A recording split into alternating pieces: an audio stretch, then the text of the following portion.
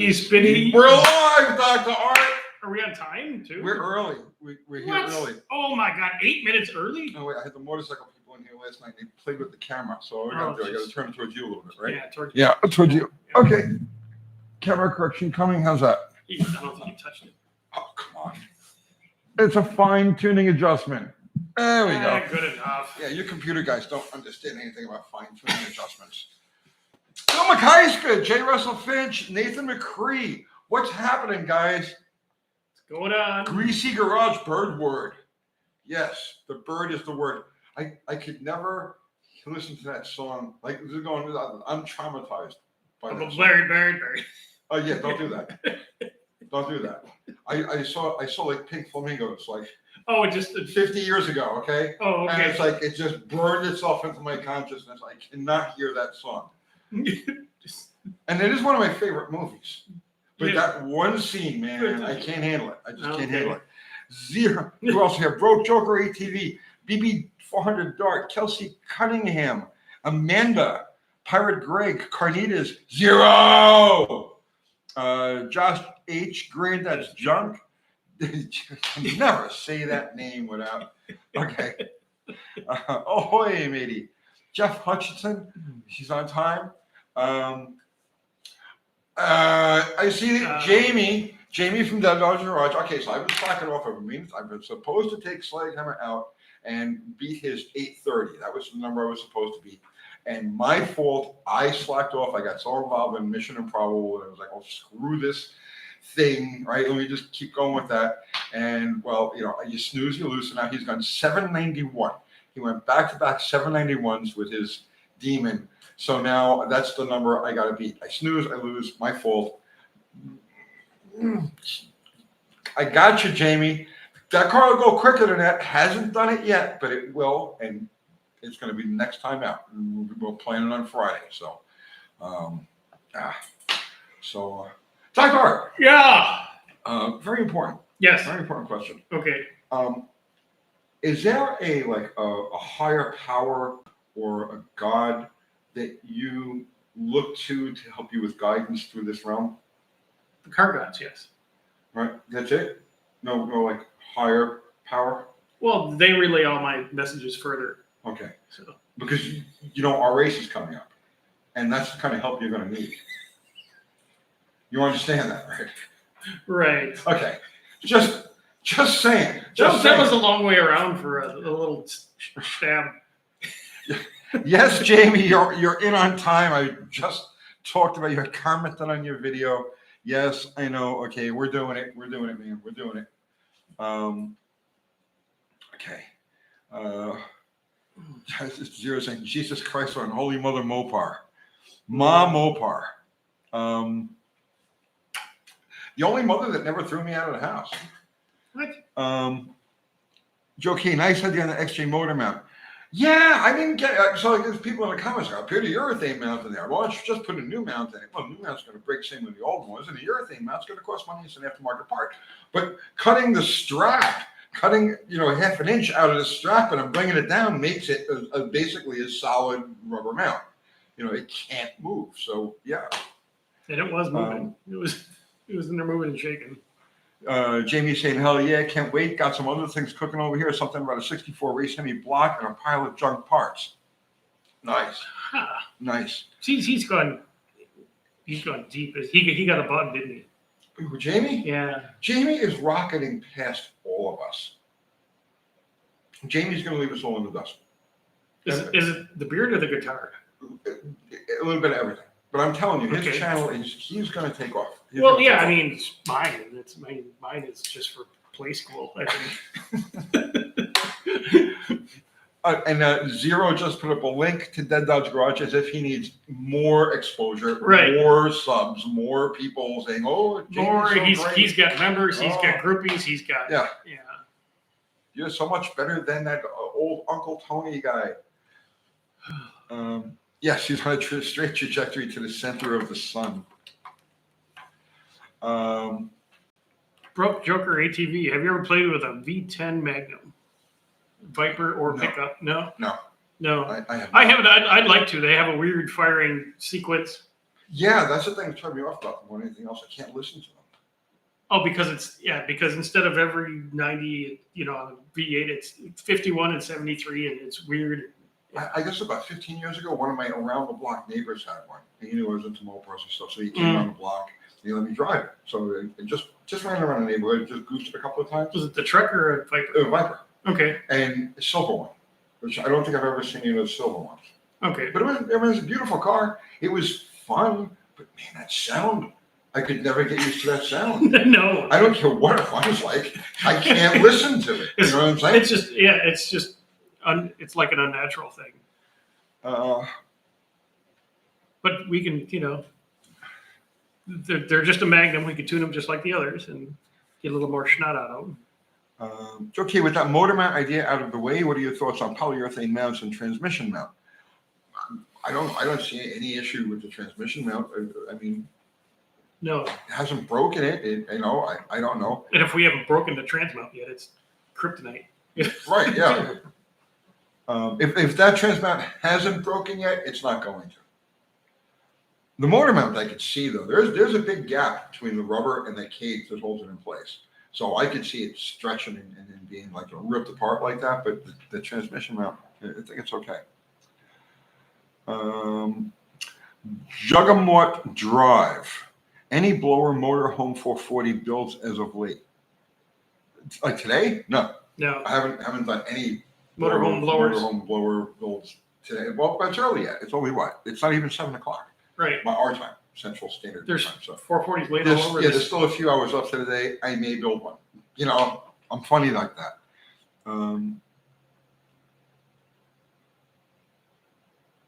Broke Joker, Zero is cool, but there's no replacement for Tony or Dr. Art.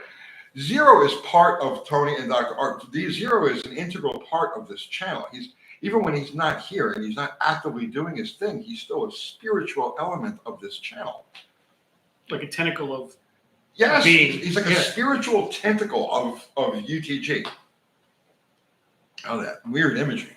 I did too much acid when I was a kid, and I can actually see these. That bird song is just got you flashing back, doesn't it? Mexican Spec is in the house. Nice.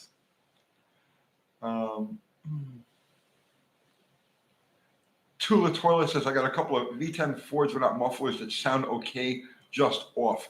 Yeah, but see, it's that just off part that drives me crazy. You know what I'm saying? Because it's just off, and my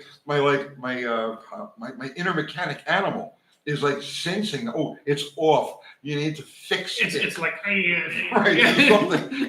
It's way deep in the psyche. I can't help broken. it. It's like a 3-cylinder 4-stroke bike. A 3-cylinder 2-stroke, yeah, man, magic. They just sound awesome and perfect. But a 3-cylinder 4-stroke, it sounds just off enough that I can't ride one of those bikes at all. I go around the block. No.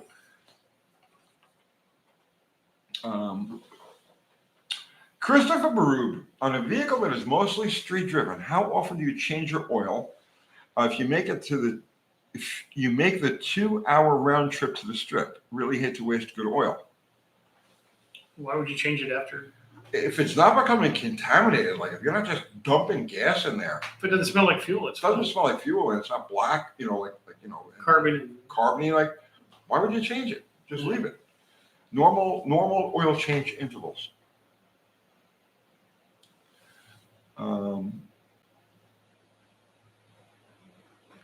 Let's see.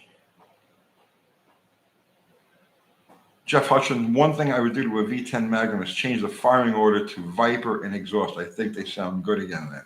Yeah. I don't know. It's still the way it was engineered. It was, yeah. The crank is funny.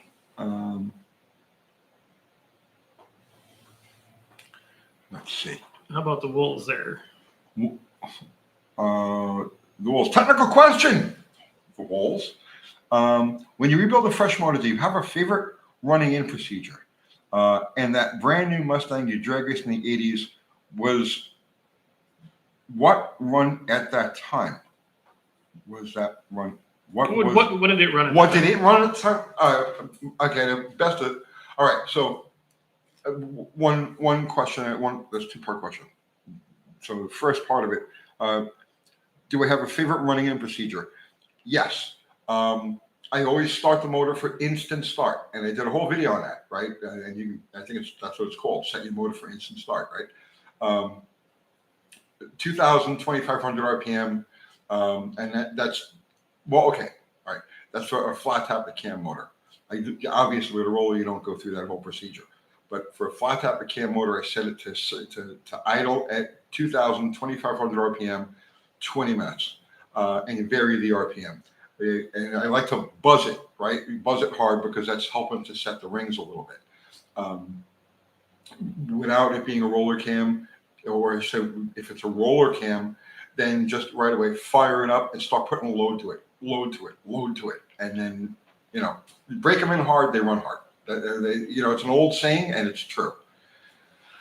My Mustang. So the story behind my Mustang is my Mustang. Okay, Mission Improbable is a reincarnation of my Mustang, right? Like quite literally, that's what we're doing. Exactly what I did with the Mustang. So, and this was in 1887. This was Cars Illustrated magazine. We did a story. We did 1,000 Mustang tech articles back then. But the story that got started was 5 Liters of Fury. So you can Google that if you want to see it. It's online. That thing. I started out, first passes off, from the showroom. The day I picked it up from the showroom, drove it right to the drag strip, ran 1520 something. I don't even remember. And I kept whittling away the ET, whittling away, not adding any parts, not making any modifications, visual modifications or things that compromise the car's drivability, and ended up dead stock through the catalytic converters with the long belt and all the other stuff, right? Ended up going 1343 at 101 miles an hour. And it did that repeatedly. That was its number. It was 13. I think that was the wall for that car. I was not going to be able to go any quicker with that car. And that was on Gatorbacks. That was another thing too. That was on Gatorbacks. So, that's the story with my Mustang.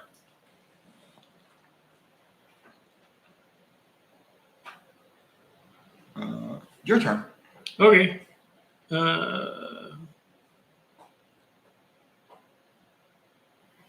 Cardi does. He's back. I just put a new cam in a 318 and a 72 satellite with a 904. Idle's awesome, but dies when I put it in drive. If the gas, little while shifting, it stays on, and then it's fine. Lift 477, 4 iteration, 226. Didn't you just do a video on it? I don't think it had to do with camshaft. No, but his problem doesn't have anything to do with his camshaft. No, that's a really mild cam. Right. I don't know what the LSA is on it, but 268, 270 is going to be advertised. So that's not like a low vacuum cam. It's like a choppy kind of cam, but not crazy. Mm-hmm.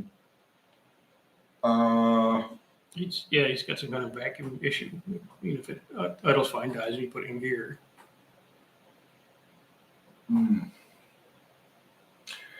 Yeah, maybe check external sources, vacuum leaks. Maybe the intake manifold isn't set correctly. I had that happen myself. Or timing's a little lazy, maybe. Timing might be a little bit lazy.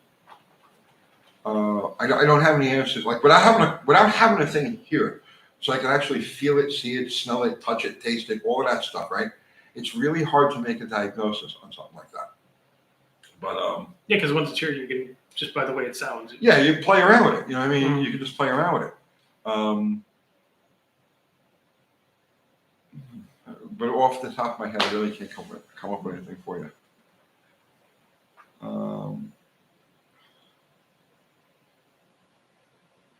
Let's see. Different universes. They're talking things I don't understand. Yes, I do. They've gone beyond my scope. Yeah, they're just on their own. Yeah. J. Russell Finch, can you explain why cranks are advanced or retarded on the cam? You mean why the cam is advanced or retarded based on crankshaft position? Which is, yeah. So the amount of advance or retard on a camshaft is based on the position of the number one cylinder at top dead center of the exhaust stroke. Okay, and that's the foundation. When you've got an engine dot to dot, that's what it is. It's number one cylinder, top dead center of the exhaust stroke. That's when both valves are open the same amount of time. And by advancing or retarding the crankshaft in relation, or the camshaft in relation to that crankshaft position, you can slightly, sometimes more than slightly, but generally slightly change the motor's characteristics. So if you want more bottom end power, you advance the cam a little bit, and that increases your dynamic compression. Okay, you get your static compression, which is like, what's your compression ratio? You say it's 10.5 to 1, right? But that's a nonsensical number. That's like a theoretical number. The real number is dynamic compression, and that's what the engine sees when the valves are opening and closing. So by advancing the cam slightly, you increase the dynamic compression ratio at lower RPM, and you'll pick up some bottom end power. And by retarding the cam, you move that higher dynamic compression ratio higher up the scale. So you lose a little bit of bottom end and you pick up on the top end. So an example of that is where you've got a car that you've got a hard time taming off the starting line, but it doesn't mile an hour quite what it should.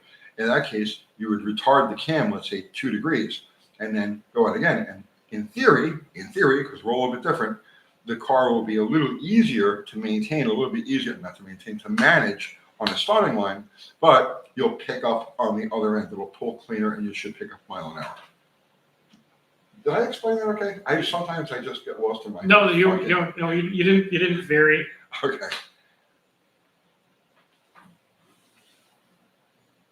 Dean Stevenson is saying hello, everyone with a body. Hello, those people without bodies. So you later. Halloween starts a day earlier than use.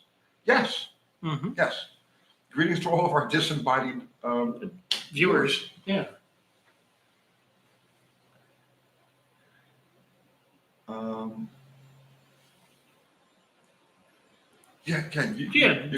Judge Fett 426. Pros and cons of a 360 motor.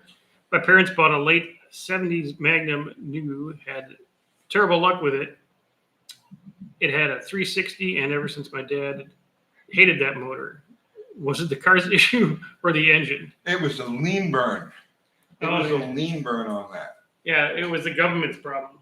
Yeah. The biggest problem with those 360s, even the ones that didn't have lean burn, was at the timing was super retarded on those.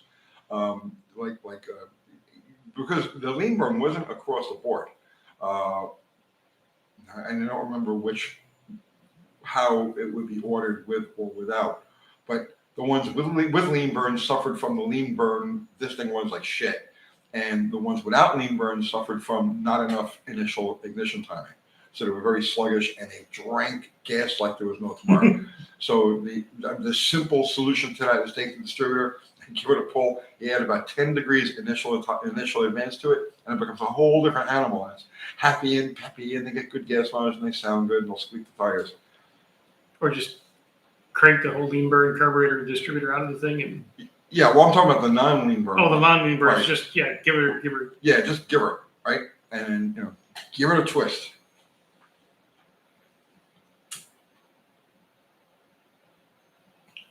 If you don't want the 360, you drop it off at the house. It's fine. I'll manage. Rogue Trucker TV, Uncle Tony, or Dr. Art, do you have a project car you have shared yet, or a future project? No, I'm afraid not, because everybody I share a project car turns into like some kind of weird thing. So I just do not share a project car with him. That's not to say that I won't use him for things like Mission Improbable. But no, we're not going to do that. It's he'll build his cars, I'll build my cars. It stays much cleaner that way. Yes. Yeah. I'll steal his parts, but not his, Yes. Yeah, we're not going to go halvesies on shit. Right. Yeah. No.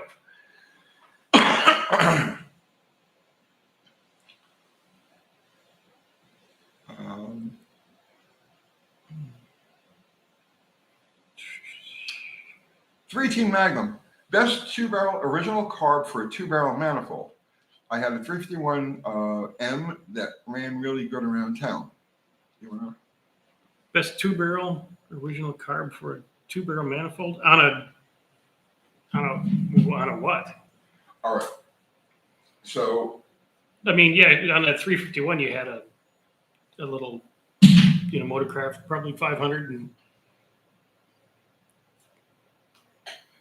so the Ford 2-barrel is going to be the Holly or Autolite. I believe it was Autolite first, and then Holly went to it. The footprint for the 2300 series Holly. The Autolite carburetor is probably a better. So the Autolite carb is the front half of the Summit carb that they sell today.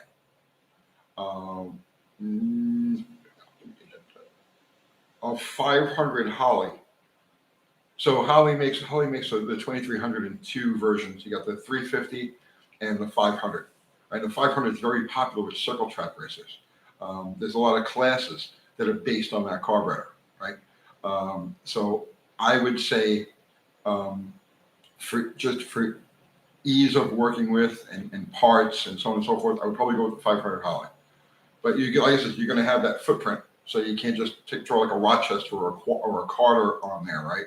Or like a square pattern Holly, like they use on the big block mopars. You'd need or rectangular pattern Holly. You need that 2300 series footprint. And those are great carburetors, and they're easy. Yeah.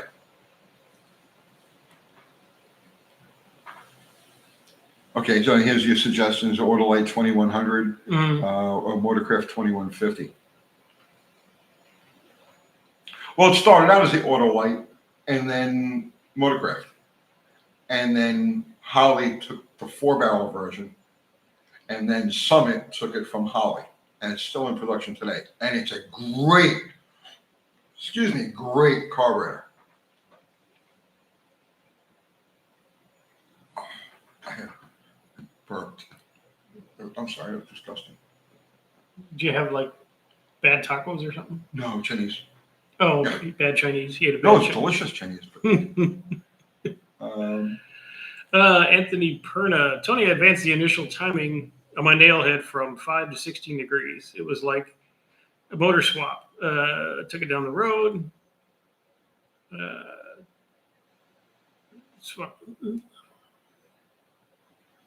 Took it up and down the block. It got hot fast, and it didn't rev high enough to paint. How can I make it run cool? Well, what you did now is the exact opposite of what would make it run hot. Okay, because retarding the timing makes it run hot. Advancing the timing makes it run cooler. So your cooling issue has nothing to do with the timing. Now it's possible that your cooling system is marginal, and because you're making more power equals heat, right? So in other words, okay, the exhaust is going to be hotter on a retarded cam or a retarded ignition than an advanced ignition. But overall, you have a cooling system deficiency. There's something wrong in the cooling system. There's one back here that Dave Abbott. Have a 318 4x4 96 Dodge pickup. Can I swap the bad engine to a 360? Will I have to reprogram? It will run on the 360 tune, but not optimally, because the 360 takes a little bit more fuel and this and that. But you can swap it in and it'll fire it up, and you're just going to have to get the bigger 5.9 program in that, and it'll run and fire up with the 318. You just won't have any power. But be aware, there's a balance difference between those two motors. So you're going to have a different flywheel. You're going to have a different harmonic damper. So the damper and everything on the front of the engine, like the pulleys and whatnot, are going to have to be from the 360. And the torque converter, so if it's an automatic, the torque converter is going to have to match the 360. The 360 and not the 318. Right, because the 318 is internally balanced and the 360 is externally balanced. Now you can get away with, they make I don't really know who makes it, right? But just, is it Hayes? Somebody makes a balanced flex plate. It doesn't look like a regular Chrysler flex plate. It's circular and it's got a big chunk missing off one side. So if you can't use the converter that goes with the 360, then get one of those flywheels, the flex plates. Missing part flywheel. Yeah, big chunk missing out of it.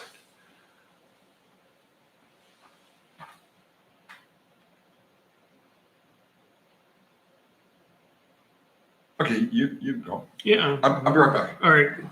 You go and burp and get some Tums and. I have cigarettes. Oh, okay. I'm having a nicotine fit. 318 Magnum. Yeah, the Holly has the front cover that bolts on sideways. Saw a bunch of Chinese ones for $100, but probably get one. An original Ford. Yeah, just go to junkyard, grab one. They're easy enough to rebuild and take them apart and clean them out and stuff like that. They're super easy.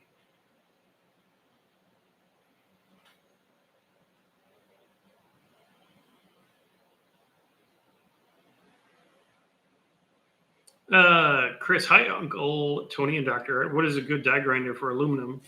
Die grinder bit for an aluminum is just going to be, they're just different because the teeth on them are further apart, so bigger. I don't know, how would you explain that?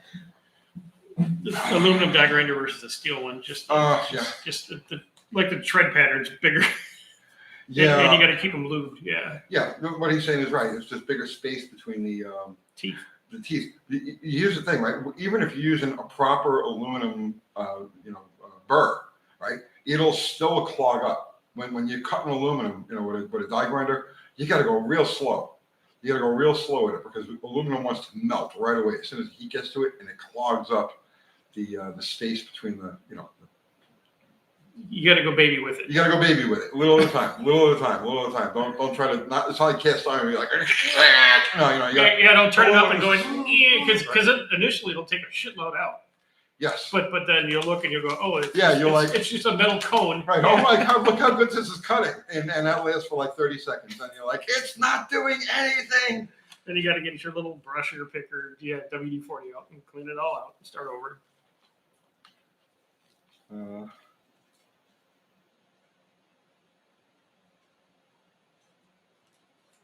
Mexican spec. Tony, technically, what do you order when you get Chinese? Inquiring one. I go to Buffy's, man. I'm a Chinese Buffy guy.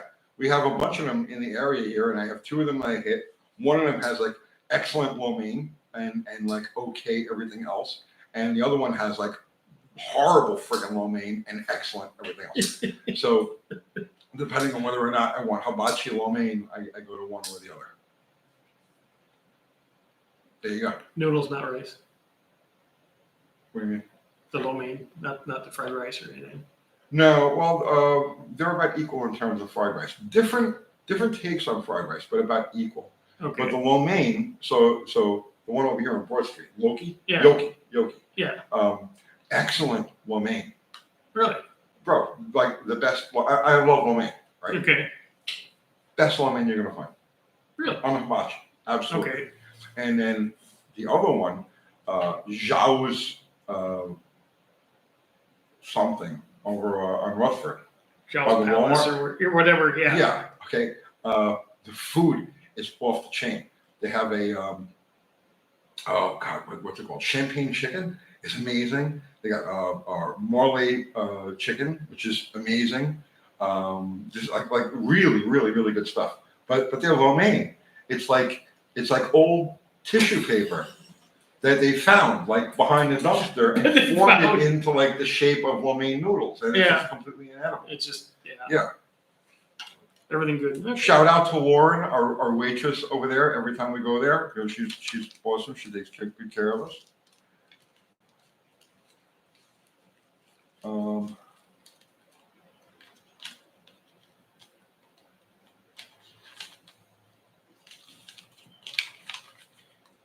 Scoop says frogs are gross. He doesn't. Frogs. Yeah, he said shrimp fried rice.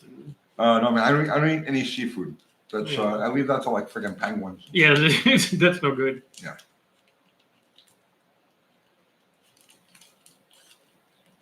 Mm-hmm. Anthony Pernis. Tony is just a super greasy, gross lo mein at the bed buffet. Well, he just kind of explained it. No, it has no texture. It has no consistency. I like. Okay, so like in terms of pasta, I like it al dente, right? Al dente means slightly undercooked, right? Where it's like chewy. You know what I mean? I don't like soft pasta. And the good Buffy has horrible, soft, mushy lo mein that has no like real taste. There's no taste to it at all, right? Even though you throw it on hibachi, you know what I mean? And you put the Mongolian sauce and shit like that. No, still, it doesn't even pick up the taste of the Mongolian sauce. It's just dead worms. Dead, yeah. Right? Yeah. Josh Homan, it's good to have you here, Josh. Yes. Everybody, give a like to Josh Homan.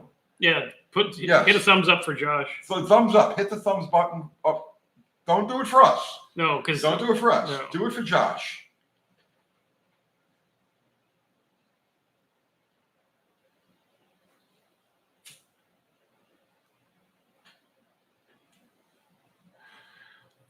Yeah, people they're kind of answering their own questions. Yes.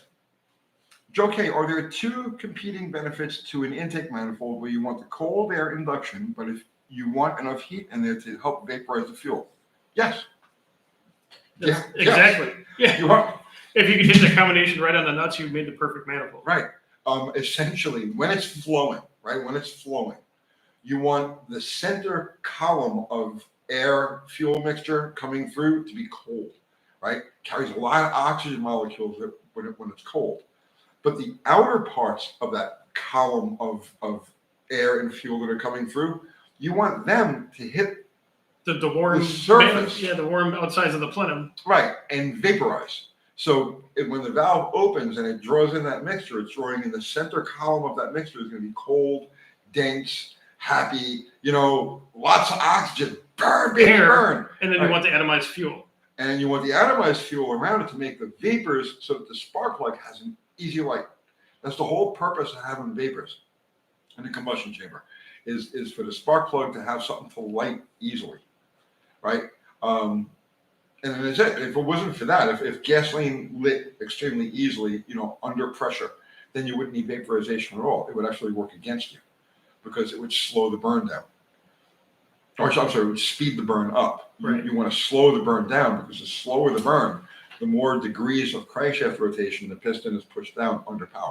And that's the secret to making power. Not the secret, the essence. The essence. Yes. 80s Cobra Guy, back to Smokey's hot vapor motor. It was a failure. And Smokey knows it was a failure. Knew it was a failure. His goal was miles per gallon, right? Was to get a usable high mile per gallon engine. It wasn't to set records or do anything crazy. Smokey knew the basics of how to make power. Obviously, it's Smokey Unit we're talking about. But he figured, well, he can combine what he knows about making power with the easy to light nature of vapors, a hot vapor motor, and combine the two and get a very high mileage thing. But it didn't work.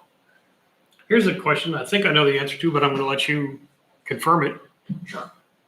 Scoop, here's a question. Will a 318 V8 bolt to a V6 AT transmission on a 1989 4x4 Dakota?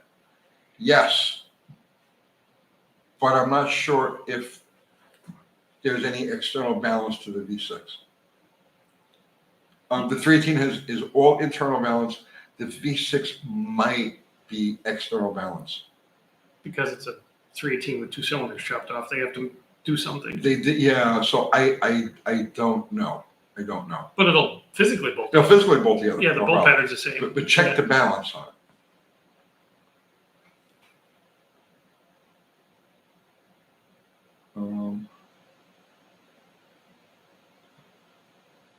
Let's see. Jamie. Yeah. That was just saying the 3.9 is internal balance neutral. Okay. The way you go, then just bolt it together. We just need Jamie here full time. We need some likes for Jamie. There's only 57 likes. They didn't like it for the guy who what's his name that came in here? I don't remember. He was a good guy though, right? Yeah. They didn't give any likes. Let's see some likes for Jamie. There you go. Jamie's got a like 58. There you go. Okay. Parker Russell. And speaking of Jamie, Yes. He towed home a power wagon that he will not give to me. Well, he's 2,700 miles away. I'll go pick it up. If he says come get it, I'll come get it. He's withholding a power wagon from you? I know it doesn't seem fair, but It doesn't. It doesn't. Parker Russell says, Tony, I'm in your old stomping grounds of New York City, here at the Beacon Theater. The city is cool. The city is cool? No, bro. Sorry. The city has not been cool since the 1980s. Okay? I left. I ran the hell away from that place 21 years ago because I saw how uncool it had become. And since then, it's become multitudes less cool than it ever was before. So yeah, no, I mean, maybe the Beacon Theater is cool, but dude, the rest says you could keep it.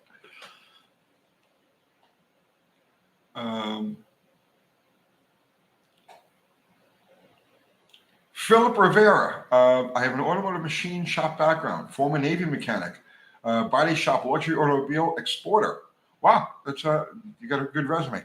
Would love to send you a pipe as a longtime subscriber. Oh, bro, listen to me. The thought, believe me when I tell you, the thought means a lot more to me than. Thank you so much. But please don't send anything. I don't take anything from viewers. I don't take anything from companies. I don't take anything from anybody ever under any circumstances. So thank you for the thought. I genuinely do appreciate it. Well, but yeah, that's your shtick. So we're all different. Everybody's different. Right. And did you really enjoy the pipe, or was it like a one-time thing? I like the idea of it. Once you get a recliner, you could spend, if you had 5 minutes to relax for yourself. Well, that's the thing. I don't have a clear head. Like I need a clear head to just mellow out and just mess with the pipe. Mushroom in the recliner and the pipe and yeah. Okay. So I like the idea of it.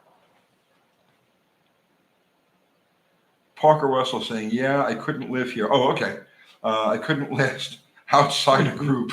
Yeah, I know, man. It's brutal. They got those asylum seekers, man. Oof. They're in trouble. Now, Scoop, he found a rust-free 89 convertible 4x4 Dakota because they made those for like 1 year or something like that. Did you ever? I've seen them, but I've never. There's a guy that had one parked on right across from the World Outreach Church. Yeah. I had one parked on his lawn there for like 2 friggin' years with a for sale sign on it, and like there were no takers. Really? And then it just disappeared. But then again, that house is empty now too because they're doing something in that area. Yeah. So for all I know, he never sold it. He just moved into the woodland. Good luck getting parts for it, Yeah. But that'd be cool. Rage Against Rust, guys. I'm reviving a stock 65 Barracuda. Slant and a Holly 1920 carb was rebuilt. Actually idles great. Pogs with the snap of the throttle. Has decent pump shot. Any tips? Advanced timing. Rage Against the Rust. Try bumping that timing. Give it like an extra 5 degrees.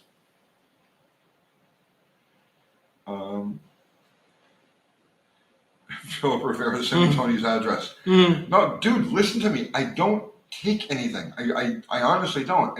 I feel. I can explain it to you. I feel it's improper for me to take things. Right? I get paid. I get paid from Google. They pay me more money than I know what to do with. Okay.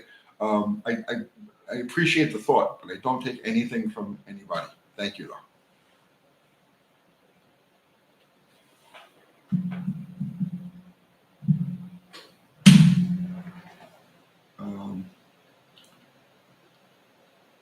Let's see. I don't know what this is. Sean Davidson. Have you ever used Ush Pro? Ush?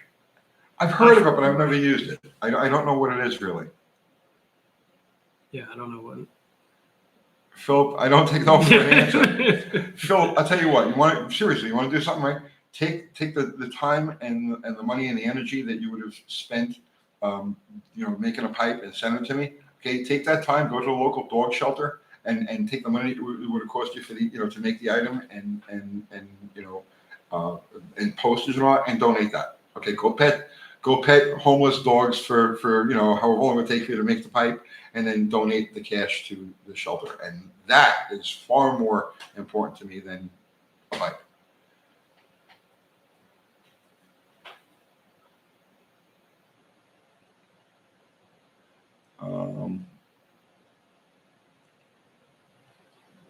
Old McDonald has a car. I saw your engine on video and you showed your 340 block. No, I showed a 318 block. And the engineers, but didn't the 340 360s have one different mount that only had 3 holes? Yeah, no, I that's exactly what I talked about on that video. On the driver's side, the further back upper lug on a 340 360 is a little bit more than a 1/4 inch wider than it is on a 318. Now you could use a 340 the other way around.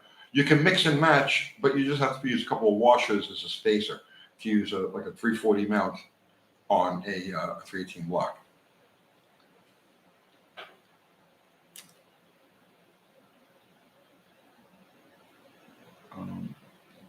EFOG says dogs are awesome. EFOG, I agree with you. Yeah. Let's give dogs a like. If you like dogs, hit the thumbs up. Hit the thumbs up.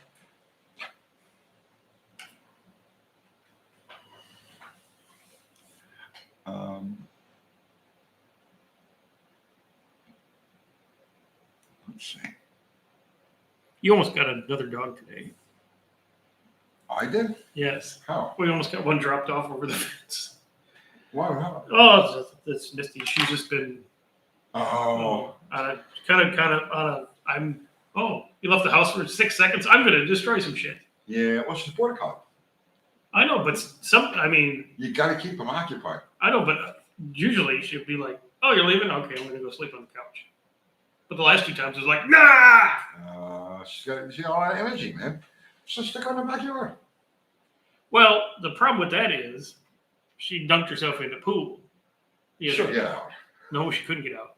You serious? Yeah, she went to nutso panic mode, and Erica had to do the cold plunge. And Really? yes. Well, okay, well, that's rough. Yeah. She goes, "I'm selling your dog." I'm like, "It's your dog." You're stuck with her for life. This is Right. how it works. Yeah. Fubar just put up a link to my merch, which I'm not wearing right now. I'm just wearing it. Is anything on the back of this? No, you got a pre-production shirt. Be cooler than I am right now, and get one of our shirts. UncleTony'sGarage.com. Yeah, this is a pre-production one. Sometimes I need a shirt and I'll just grab one off the pile before she prints them. So I guess that's what happened here. So yes, that's our merch. And Dr. Art, he put up the link to Dr. Art's merch also. We got the Big Richard shirts. We got the hats that no one buys. And, the back of Big Richard's cool. So you need this. Yes. Buy one for your dog. There you go. Let's see. TN Shooter.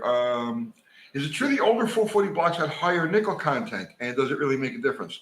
Yes, nickel is strong and flexible. So the higher the nickel content in a piece of cast iron, the better it is. Now, did early 440s specifically have a higher nickel content? No, it depends on the foundry, right? It depends on the guy who was making the mix. So right. Yeah, more nickel, yeah. So you throw a nickel into the hot thing, yeah. Exactly. You test like 5 different 68 440 blocks, and you may have 3 different levels of nickel content. The only specific, I can tell you for a fact now, the only specific high nickel content block that they made was the 1974, yes, 74 and 75 426 Hemi blocks, what they were called the fuel block. And these things had so much nickel in them, like they literally don't even look like cast iron, like regular cast iron. They glow in the dark. It's like they're just the most beautiful metal. It's like a shiny bumper. Yeah, really, seriously, they're insanely heavy. Well, yeah, they wouldn't be. They're probably another 40 pounds if they're that high in nickel. That's what they are. They're 40 pounds heavier. Yeah. Than a standard 426 Hemi. So that's known as the D5 or fuel block. And Chrysler built those in 1974 and 1975. For over-the-counter use, obviously. They're going to put in cars. Mm-hmm. But that's the only that I know of, that I'm aware of, that's the only high nickel content, specifically high nickel content block that Chrysler ever produced. Now, they do talk about max wedge blocks, the ones at the AAQA casting on the right front corner of the block. So if you're looking at the right front corner of the block above the oil filter, right, it'll say AAQA. And it's a foundry mark, and evidently those are a higher nickel content in average, in general, than the standard 413 or 426 wedge blocks.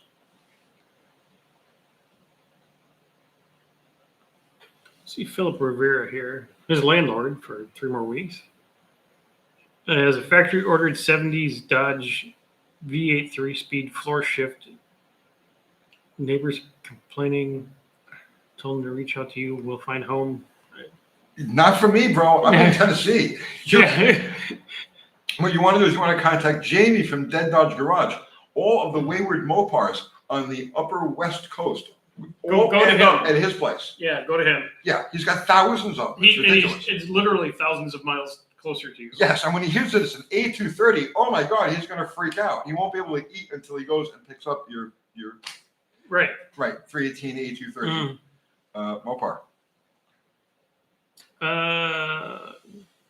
OSU Spirit. Us, you, okay, anyway. Oldsmobile question. Have a good stock short block, 40 over, odd bank angle on these. So the cam options are limited. Oops, what happened there? I don't know what happened there. Okay. We missed it. No, it disappeared because he removed his message. So, okay. Okay, well, so much for that. So much for your Oldsmobile engine. Yes. Poo-poo on you. And there's a weird bank angle. And they do. They have a weird bank angle. You got to be careful when you're ordering like camshafts and stuff, things like Oldsmobiles. The bank angles are wonky. Mm-hmm. Dead Dodge is doing a White Snake tune. Okay. He's got the hair for it. Maybe he needs the white spandex and the spotlight. Okay, yeah, that's bad imagery, man. Yeah. I love Jamie. Don't be putting that bad imagery in my fucking head. Jimmy Lewis, thank you for the super chat. I replaced the front seal on my 904, but it still leaks. I fear the original torque converter hub has worn a groove. That is possible. Have you ever used a torque converter repair sleeve kit? Yes, I have. Yep. And they do work. Yeah. Yep. Yeah, I got a video on how to use those on my channel, actually. Do you? Yeah. Go to Dr. Art's Hot Rod Rehab. And what's the name of the video? Something ready sleeve, something. Yeah. Yeah, you'll see. Yeah, I've used them on torque converter hubs. Torque converter snouts, and I've used them on front seals, on harmonic dampers that have had the groove worn in them. Yeah, you have to use them. Have to. On the old Ford 7.5 inch on Falcons and Mustangs, because nobody makes any replacement yokes for those. Right.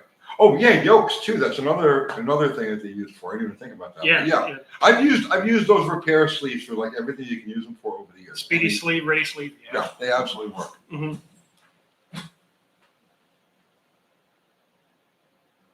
And Zero saying his 904 front seal leaked. Try one of those repair sleeves. Craig Hosing, I think if 65 Chevelle Malibu 4-door with an inline 6 would make a great daily driver. It would make an ultimate daily driver.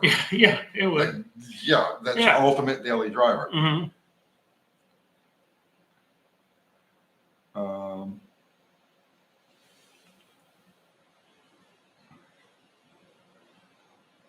Philip Rivera, totally off venue, but are there any better flowing hydraulic lifters for a 95 Isuzu Trooper?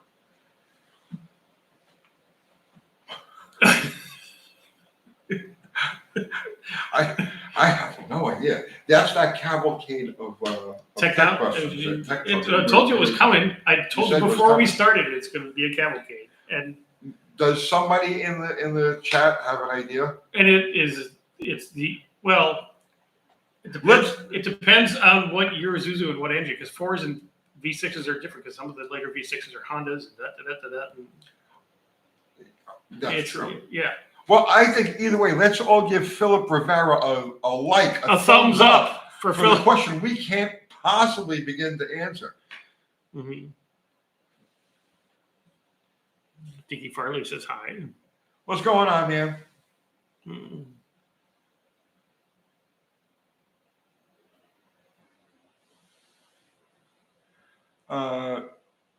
This is probably a question for somebody with more finesse than me, like you. Sean Davidson, how would you go about removing containing rust on the inner roof of a car where you can't reach it due to that reinforcement sheet metal, the inner structure? Mhm. I hope that made sense. Yes, it did. And I don't have a good answer. How would you?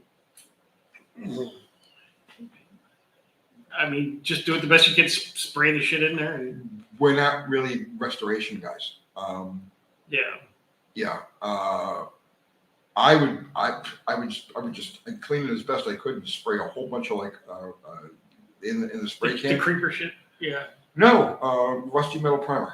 Oh, okay. Rust-Oleum rusty metal primer. I would just like blast it with that, and then call it a day. That'll keep it from spreading. Mhm. But I'm sure people in the chat have come across this issue and will throw completely valid suggestions at you for that. Mhm.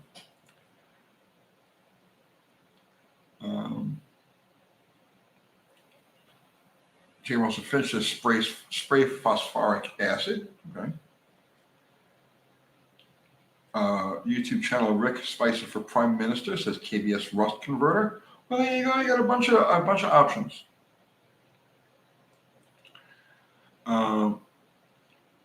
Chris Hosing, rust converter. Jamie saying POR 15 is great, but don't spray it because you're going to die. Okay. If you can't touch it with the brush, then you need some kind of sprayable product. Yeah. Well, I'm assuming because he's saying he can't get to it because of the inner structure. Right. So They're just I'm assuming that he really can't physically get in there.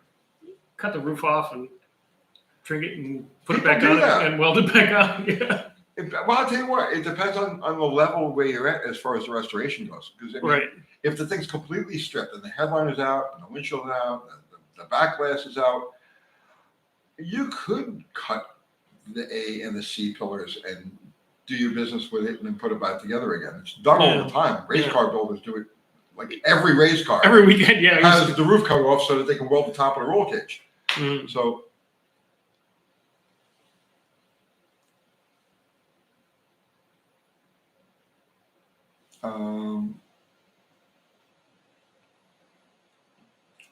Raging Against Rust is saying Eastwood makes a nice rust converter with straws you can spray through frames. Okay. Look what we're doing again. What do we do? Oh, okay. That changes it, doesn't it? Yes, it changes it dramatically. Yes. Okay. Okay. So if we ignored your question earlier. Yes, if you asked a question and we missed it, that's because we had it on Top Chat and not Live Chat. Sorry about that. And sometimes YouTube just goes. Yes. Yeah. And that's why Dr. Art is Dr. Art, because you found that. You diagnosed that issue and you corrected it. Yes. If I'm good for one thing, it's not thumbs. Oh, nobody's going to give you a thumbs up, bro. You would think that you would get likes and thumbs up, but I would. it never happens. It never happens.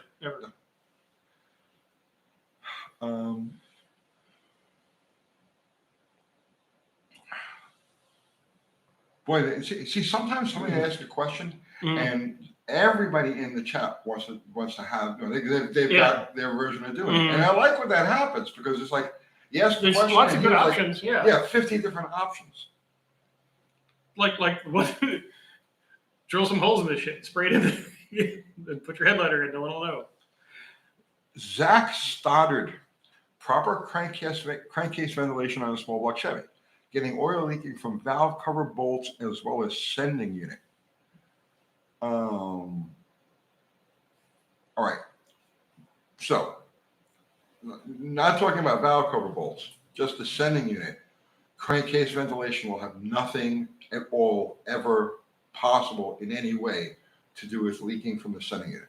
The sending unit is either leaking from the threads where it screws into the block, or the top of the sending unit is like a Bakelite, and then you've got the wire that comes out the center. It just gets worn out and loose. It gets worn out and loose, and it'll start to leak from there. So that's definitely, absolutely not a crankshaft ventilation issue. Valve cover bolts, possibly. Ventilation. You got a breather and a PVC. Right. Make sure you've got a breather, an unrestricted breather valve, like a valve cover, like a cap, like an oil cap. on one side of the engine, and on the other side of the engine, the other valve cover, a PCV valve that gets manifold vacuum. And as long as there's no restrictions in between and you're pulling a vacuum, that's adequate crankcase ventilation for like everything but a full-on race motor. Right. And like you're saying, that is sending unit, that's the pressurized oil side, nothing to do with crankcase ventilation.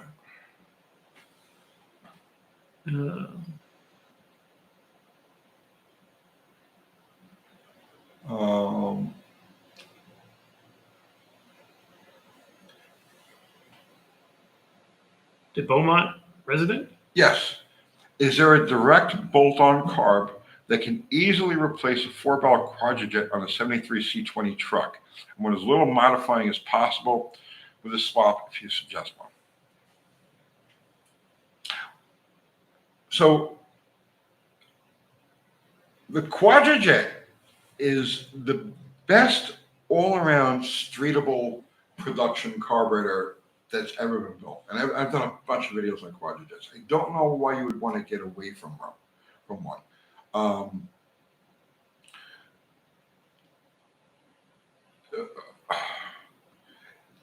Is it that you're having fuel percolation issues?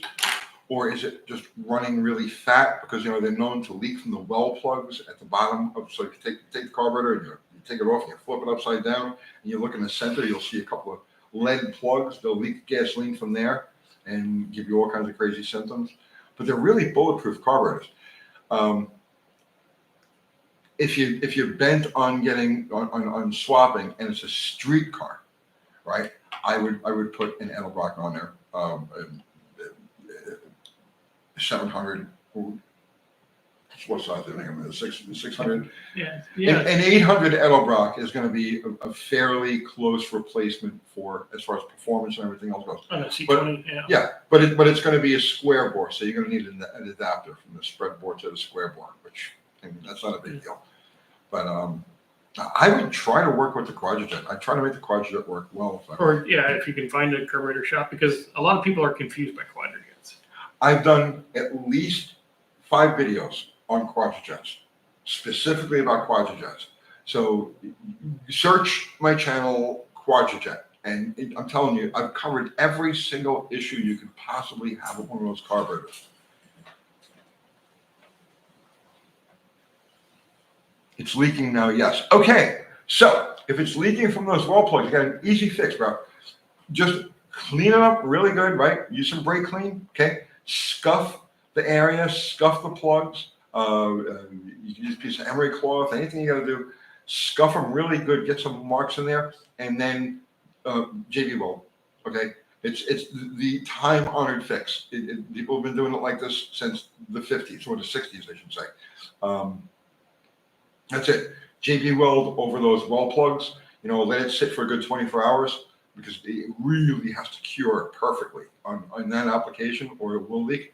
And then that's it. Done. You'll never have another problem. Well, check this out. This is encouraging. Oh, nice. Jimmy Luce, Dr. Art just watched your Speedy Sleeve video. That's exactly the info I needed. I've never installed one before, but it looks easy. Thank you so much. Well, there you go.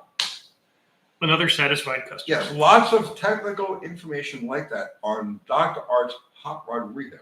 Well, you don't just rehab hot rods. You do all kinds of things. All kinds of nonsense. All kinds of nonsense. Don't let the name fool you.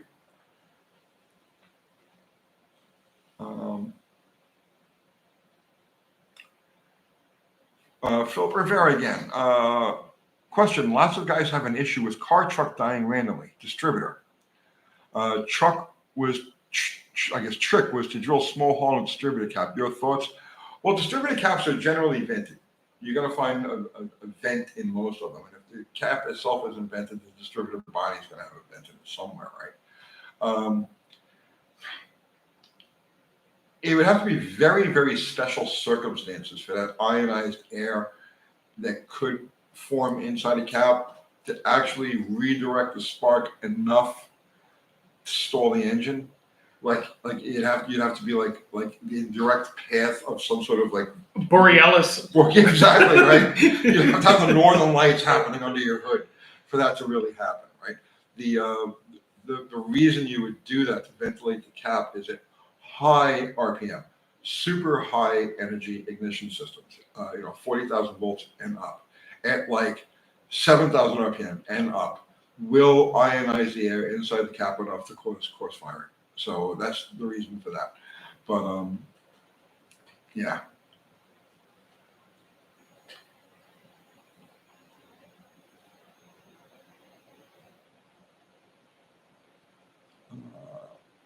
You're gonna. There was one that I thought was a cool question that got by here. And while you're doing that, notice that Zero put up a link to your channel. Zero's the bomb, dude. Yes. Um, You say that in a completely non-homo way. No homo. Because he doesn't go that way. Right. Anthony Perna. Tony, what's the top adjustment screw on a 68 Carter ABS? Also, do you know where you can buy replacement mixture screws? I have one missing. I don't know where you can buy one of those. The center, that one up there in the center is actually idle air, right? So instead of setting the throttle stop is preset. We would normally turn to achieve idle. The throttle plate stop. Yeah, throttle plate stop. On those carburetors, you're not supposed to mess with those. You use that high center deal, and that's your idle air bleed.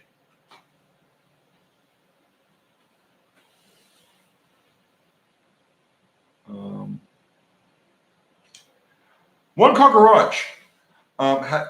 You ever think about featuring a member's car? Like they submit photos, videos, their story, and you do a feature on it. Just a thought. Dr. Art does that every Monday night. Every Monday night. He does the exact thing. He read your mind. He anticipated your thing and set it up. Months ago. Yeah. Months ago, so you could join in the action. Yes. But if you go to my channel, Monday night, 7 p.m. Central, when my adoring face pops up on the screen, my email is right underneath there, and you send me the email, and everyone looks at it and go, "Oh, your car's cool. This is I got like this," and you get praise. And Dr. Art's stuff at gmail.com. Is that it? Yes. Yes. Dr. Art's stuff at gmail.com.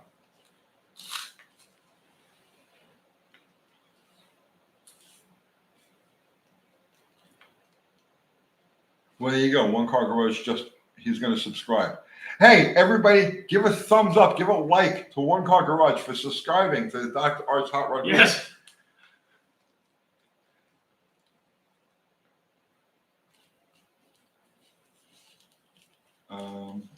Let's see.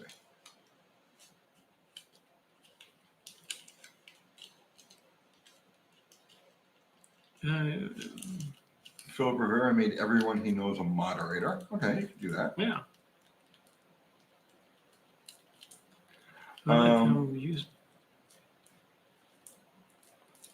They're talking back and forth with each other, sidestepping us. I see that. They don't need us anymore. We're just a conduit. But yeah, we're like the Ouija board that they use to, right? Yeah. Yes. The best example I've ever heard was French fries are just a transport system for ketchup, and that's what we become. We become the French fries of the world. I am the French fry. I don't have 90 different ingredients like McDonald's ones do. Sean Newhouse. How come they used to plug power valves and jet up about 8 sizes? Generally 6, but between 6 and 8. So the reason for that is that the power valve is a part throttle enrichment circuit. Okay, it's a variable that's not necessary when you're dealing with a vehicle that idles and goes to full throttle, as in like a drag car or a hot street car, right? Power valves can be susceptible. Like there's the thing about power valves getting blown because of backfire. Boy, that's like the Coke can. The guy used to jump over the Coke can in the parking lot of the White Castle with his '56 Chevy. Okay, that very rarely happens, right? But it can happen. Power valves can be susceptible to issues like that. Most of the time, when people think they've got a power valve problem, what they've actually got is a warped throttle body problem on those Hollies because they warp over time. The casting warps, and they'll give you all of the symptoms of a quote blown power valve. So a lot of people will replace the power valve because of that and still have the same problem. But if you're only dealing with a drag car type of situation, street or track, where it operates at idle and you don't really care how smooth it accelerates onto the on-ramp of the highway, and all you care about is bam, Hammer go, it. Yeah. right? Hammer and go, then the power valve does not a thing. It's completely bypassed in that whole loop. So it flows approximately the same as a jet size between 6 and 8 larger than what's in there. So you got 62s, you take the power valve out, you got 62s with the power valve, it's the same as having like 70s. So if you take the power valve out, you would go from the 62s to the 70s as your primary jet and call it a day. Did I answer that? Okay. That's no. Sometimes, bro, I don't know. No, you stayed like on track. Your Alzheimer's is at bay. Okay. It's the autism I'm worried about.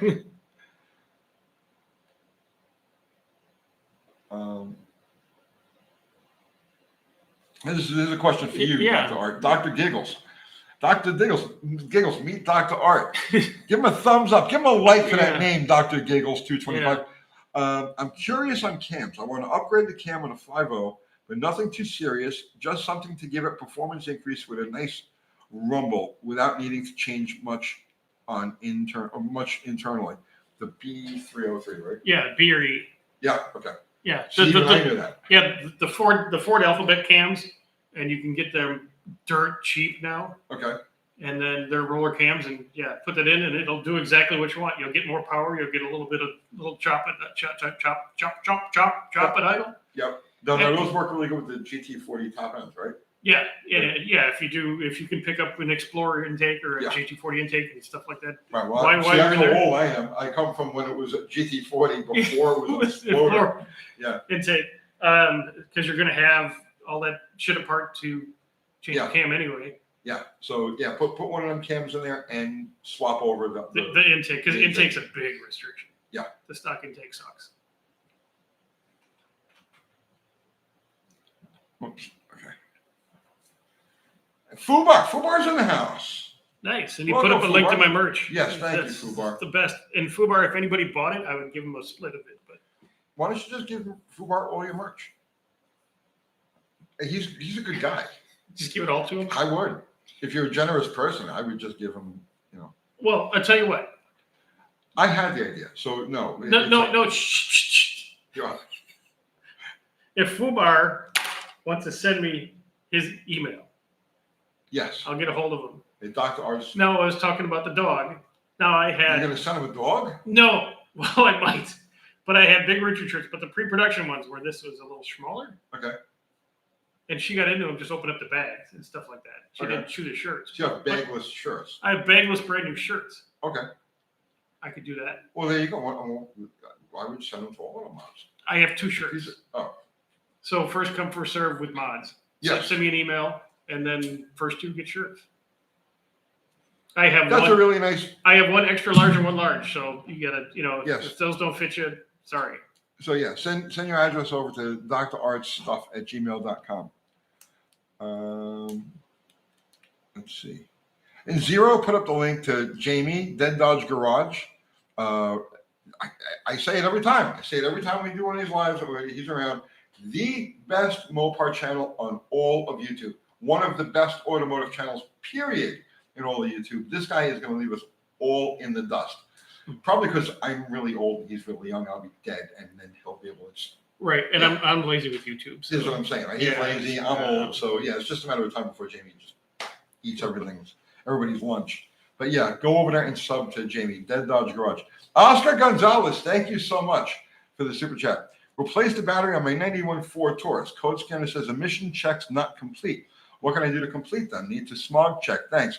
You have to just drive it. They call the readiness monitors or reset. And that could be anywhere between like 25 and 75 miles of and it wants to see every circumstance. So you have to run it from ice cold to like fully warmed up. It wants to see stop and go. It wants to see extended freeway, right? Once you get hot, yeah. So just take it for a nice ride, okay, and put it through all of its paces, and you'll be fine. Drive it. Yeah, they'll reset. Yeah. tell them at the inspection place what happened, and they may give you a temporary tag so that you can go out and drive it. Because they're familiar with that. They know what the deal is.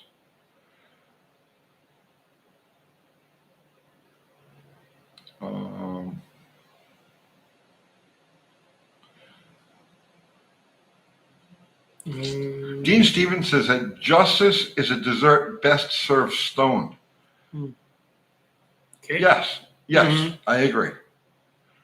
Dessert's always best stoned too, just by the way. I don't party. Like, I know, not like you used to. I feel like I'm left out. Okay. Brandon J, Uncle Tony, what brand converters have you had good experience with? Need a high stall from a 727. I'm going to be honest with you, right? For the last couple of years, I've been using nothing but TCI converters because I get a good deal. I don't get them free. I could get them for free. I pay for them, but I get a good deal on them, and I get them custom made to specifically what I'm looking for. So I've been using nothing but TCI for the last, 5 years, 4 years, or thereabouts. So you asked me what I use and what I've had a good experience with. I've had a good experience. I have 2 bad experiences. One of them, I don't remember the details. I just remember saying, "God damn you, Shane!" Right? But I don't remember the details behind it. Okay, so it would be unfair for me to say what it was. Just that I cursed out Shane, and I ripped the sticker off the car. But I don't remember what that was. Now the other time, it was a converter that they sent me. That the converter worked perfectly. But during the assembly process, it ended up about 1/4 of an inch larger or deeper than it should have. And when I put the car together, it tore the front seal out of the pump. So I had to do some grinding on it to make clearance. And that's not something you could even really check. You know what I mean? It's like it's one of those things that's just completely hidden when you put the converter in. You can't measure any of that. So you'll only know if it's bad, and it tears the pump seal out. So, but yeah, TCI is what I've been using.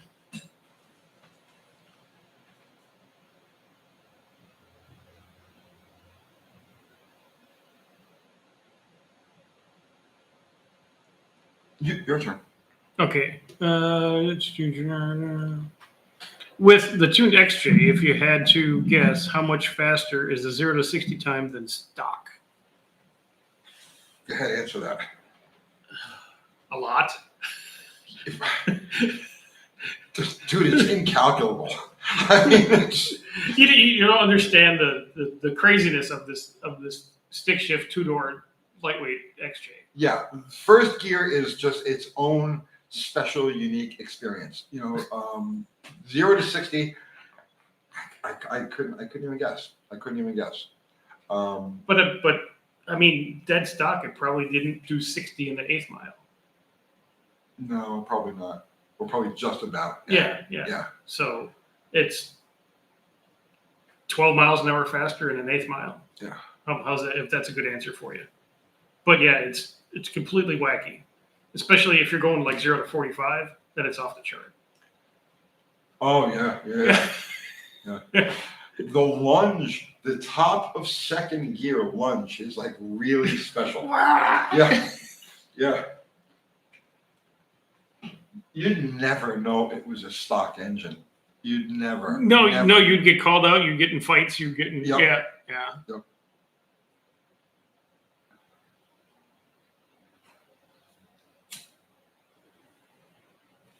How about Silver Train 76 F100 Auto Trans? Want to jump into gear from park and neutral. Detent feels good when shifting.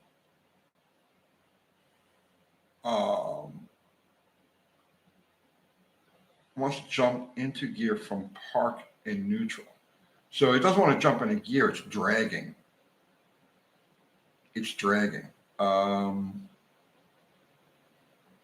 Because jumping into gear would entail having to actually physically move the valve. Okay, that the shifter is attached to. Okay, So there's a valve inside the valve body that literally gets moved back and forth physically by the linkage. So assuming that park is where it's supposed to be and reverse is where it's supposed to be, Nothing's worn out. and nothing's worn out, it means the transmission is dragging, and that means that it's getting pressure where it shouldn't be getting pressure. Now, where, I can't tell you. I don't know. You need to talk to somebody who's familiar with those transmissions. But you've got an issue inside the transmission. Some internal leak in your trans valve body. Yeah.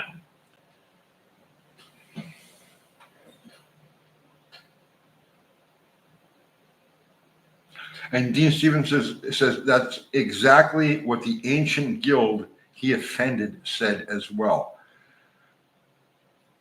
I hate to think that I offended an ancient guild, but I'm sure I do it quite often.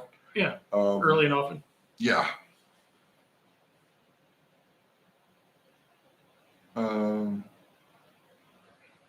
Jamie from Dead Dog's Garage never offends ancient guilds.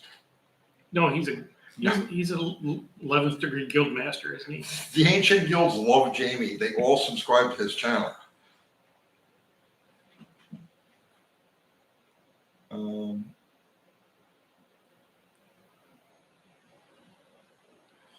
Bro, what do you mean about rolling backwards from the beam and doing so this cancels the lane at the strip?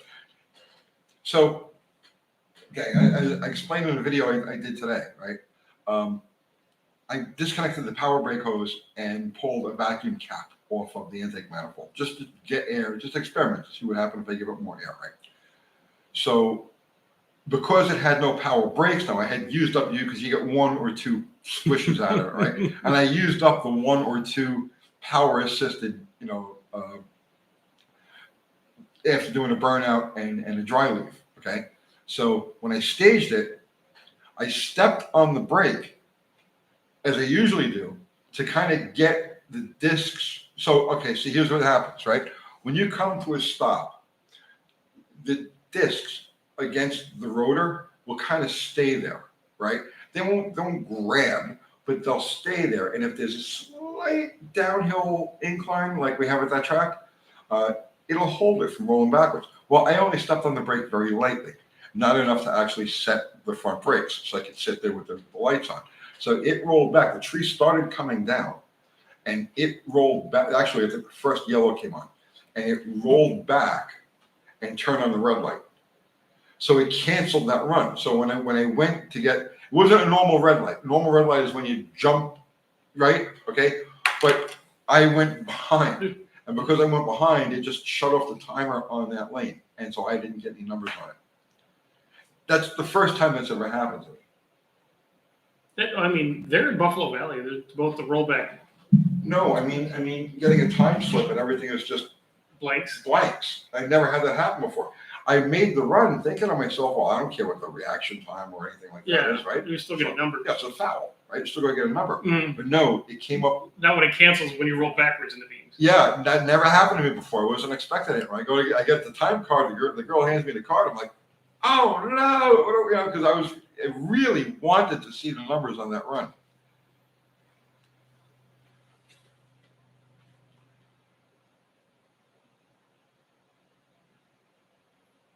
Silver Train is saying thanks. Was wondering if that's the guy with the somebody. Yes, that's entirely possible. Somebody didn't install the shift kit correctly. Yes. Very highly likely that that could be the problem. Mm-hmm.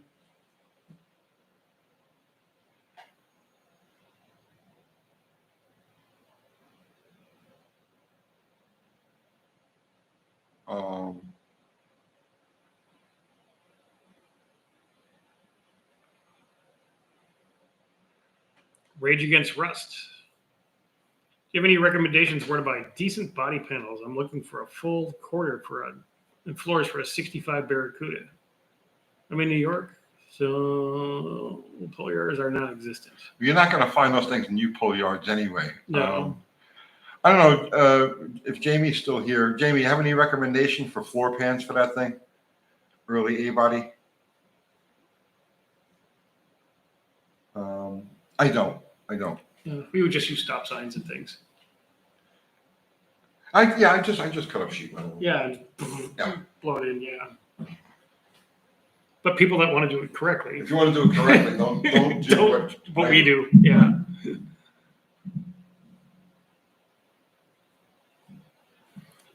Jimmy says they aren't making early floors yet, so.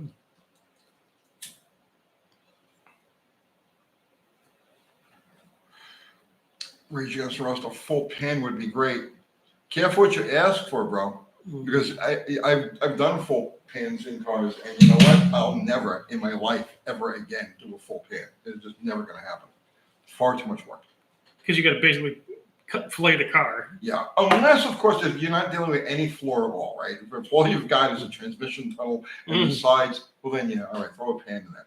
But if you just got a couple of small holes, you know, to patch that type of thing, yeah, it's a lot of work. I mean, you got to be committed.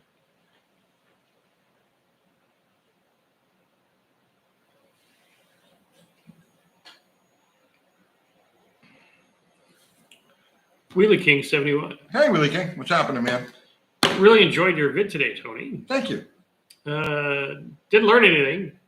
Sure was hope to reach your target audience. Well, Wheelie King's a seasoned veteran. Yeah, Man. He knows it's a all good this one. stuff. Yeah. And I sure wish more understood your target audience. Yeah, I wish my target audience understood who they were better too. Mm-hmm. But I appreciate the compliment. Thank you.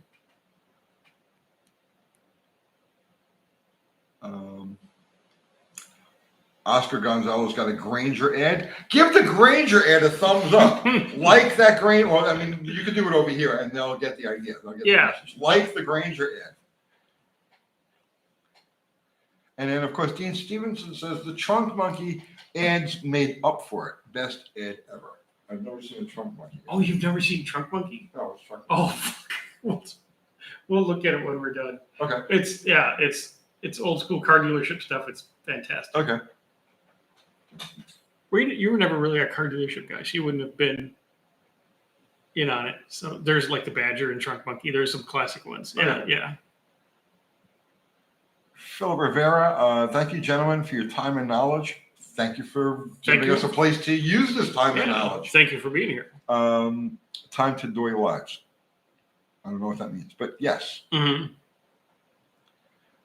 Okay, everybody's talking about Trunk Monkey. Okay, where's my phone? Is my phone in here? No, all right, never mind. No. Maybe you want to watch Trunk Monkey? Yeah, let's see what that All is. right.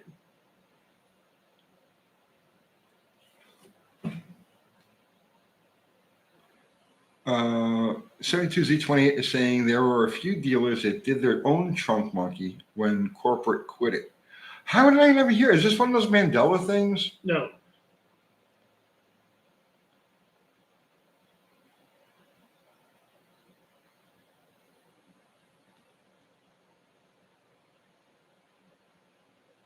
Here, there's a bunch of them, but here, start with this one. At Echo Park Automotive. Shh.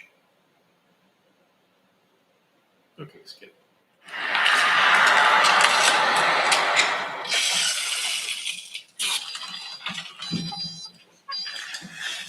I'll watch it with you guys.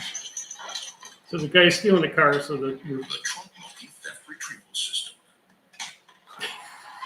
Because sometimes getting your car back is simply not enough. Another revolutionary idea you'll only find at Suburban Auto Group, pending approval by Department of Agriculture. Nice, very nice. I like that. there's a bunch like that. I've never seen that. Oh. Yeah, there's a whole trunk, complete commercial collection that you can I'll watch. Yeah, I'll watch. Yeah.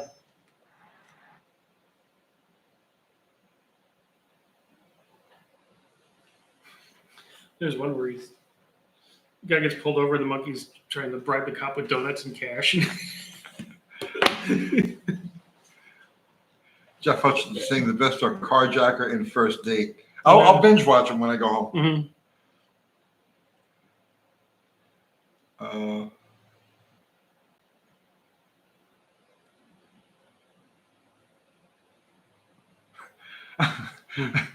Zero saying here, did you hear? Monopoly is now being called Monopoly, those bastards. Dude, listen, there's some of those Mandela effect ones that You know, like the peanut butter, the Jif peanut. There's a few of them. They make me wonder. They make me question. Little glitches in the Matrix that they're trying to get away with. Yeah. Yeah. The Berenstein Bears. I have kids of that age. I remember that. So yeah, Now the Berensteins, yeah. Like there are things that I would remember.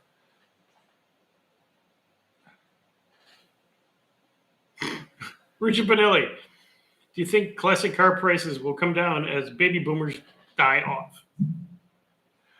Certain cars, yes, right? 50s cars. Yeah, because the older guys like the cars when they were teenagers, and those are the 50s cars for the really old guys right now. Yeah. And then the interest will be gone in them.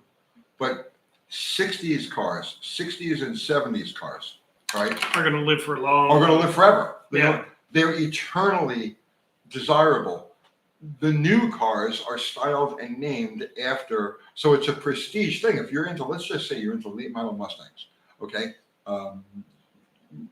Any of the, let's say the newer generation built over the last 20 years, like Mustangs, you still appreciate, you still desire the 69 Mach 1 because it's the real thing. You see what I'm saying? So yeah, no matter those cars of that era, from the especially the middle to late 60s into early 70s, those cars are eternally desirable. People 500 years from now will look at an 1869 Dodge Charger and say, that is just beautiful. Yeah. Right? It's just sculpture. Right. And they will desire it. So no, I don't see baby booming having an effect on those particular cars. Other cars, yeah. The shoeboxes and all the, Right. all that shit. You got another one. There's no super chat. Oscar, as always, thank you, sir. What's your preferred grease product for suspension components, dry shift, U-joints, fuel cleaner? I don't really have a preferred grease product. I use this. I can't remember the brand, but it's this red high temp bearing grease Yeah, I I've used forever. have that. Yeah. Honestly, it's something I never really given any thought to. I need grease. I need wheel bearing grease. I stop in a auto parts store. So, what's on sale? Grease, right? Or you go to the thing. It's this is only $2 for a tub. So it's not the kind of thing I've really given any thought to. Probably because I've never come across bad grease. I guess at some point I'll come across bad grease. Some Chinese grease. It'll burst into flames or cause cancer or some stuff, right? Yeah. And then I'll start looking and seeing. But yeah, as of yet, I haven't found any bad For grease. a street car, yeah. If you have some crazy exponential super high end race car, maybe. Yeah. But for Yeah, and he asked more stuff. Fuel cleaner. I really don't use. I tried and I did a whole video on it on Seafoam, and it worked in the application that I used in it. So if I had to use a fuel system cleaner, I'd probably use Seafoam.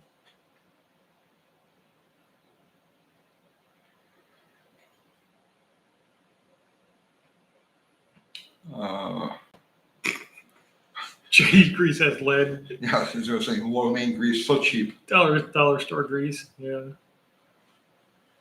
Let's see. Bacon grease, everything smells great. Alan Schildroth says using it on a Superbird. Using what on a Superbird? Is that did he? No, Alan's got a he's got his own drummer. Okay. Drill cream, yes, drill cream. Yeah, and you could look good and have spinny wheels. Mm-hmm. Yeah. My dad was a real big drill cream guy for his little crown of hair that he had left. Keeps the comb over in place. Yeah. 72Z20 is out. Thank you for joining us, brother. Mm-hmm. Mashed potatoes, not a good lubricant. Mashed potatoes, no. They are at first, but they don't hold up to right. Extended, stressful use. If you're just doing something to flip a car, get it out of your driveway. Yeah, mashed potatoes could work. Yeah. Matt Horvath, hey Tony, how do I ethanol proof my 67 Wildcat? Unfortunately, the area I live in only has 91 octane, which now may contain. And dude, I've done this video before. I run ethanol gas in everything, and I have zero complaints about ethanol gas. I have no problem with it. I have problem with some hose that is now if you've got old hose, like I hoard old hose. When I come across like quarter inch, half inch, 3/8, inside line, and it's still pliable, even if it's 50 years old, I hoard that stuff because it's eternal. You won't have any problems with it. Okay. I've done videos on this. I see absolutely no negative effects to the ethanol in the gas. People want to talk about it, does this, it makes the car run like that, blah, blah, blah, blah. I use it exclusively because that's what I have available here.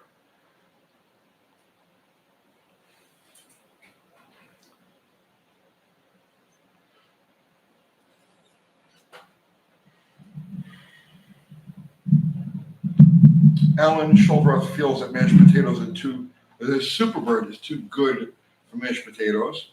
Okay.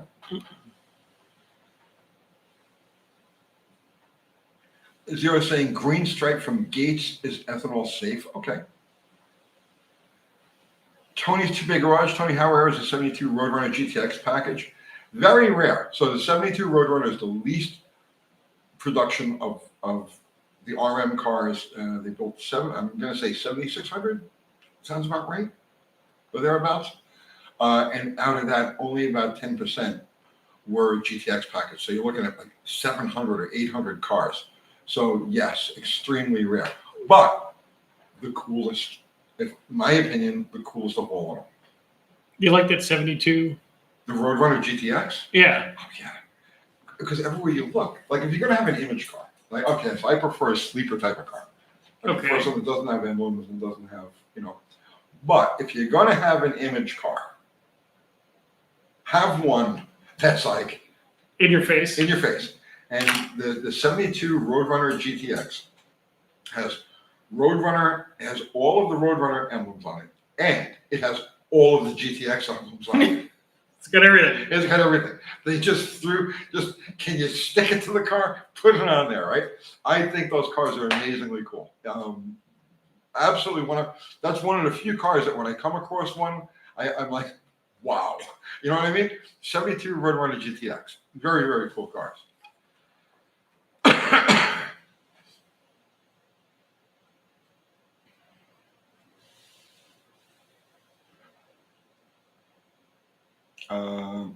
Richard Benelli, how is the repair welding up on the damaged 426 Hemi block run? I haven't touched it. The weather here has still been really nice. I've been doing a lot of stuff just out. We have this big extended end of summer event going on right now. But like December, January, February, like those 3 months into March, it's too cold to do anything outside. It's too cold to go have fun. The tracks are closed. You can't ride motorcycles. So at that point, I'm sequestered in the shop, and that's when I'll get wrenches flying on the Belvedere. That's when I get that Hemi block done. That's when I get the engine for Mission Improbable broken down and all of that. I've got months ahead of me where I got nothing to do except be in there throwing wrenches.